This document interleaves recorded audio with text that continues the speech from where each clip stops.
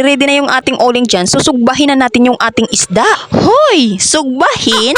Yun di fonggol man itong ating Tagalog Ilonggo man.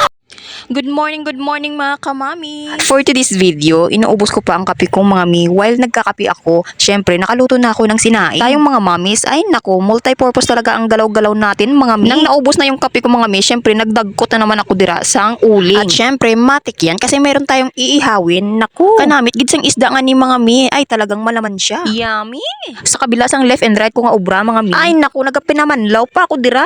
So tayong mga nanay, ay ibagi. Ang diskarte natin hindi basta-basta. Huy! While busy man si Mr. Kakay usang iya nga tulay. Syempre, ready na yung ating uling dyan. So, sugbahin na natin yung ating isda. Hoy! Sugbahin? Yun di fonggol man itong ating Tagalog Ilonggo man. Habang ako ay busy sa aking left and right na mga trabaho, ang anak ko ay busy din sa kanyang pagkukulong.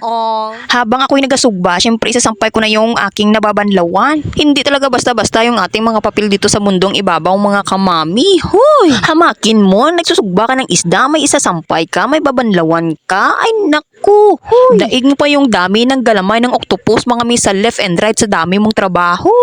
By the way, second batch ko na yung sinasampay ko dyan mga mi. Habang nagasampay, ako'y naalala ko yung sinugba ko, basi nabatok na. Hoy! Akin nang babaliswain. Kasi ako'y nagugutom na talaga mga mi. Ayan mga mi, nadagdagan yung gutom ko sa amoy ng aking sinusugba.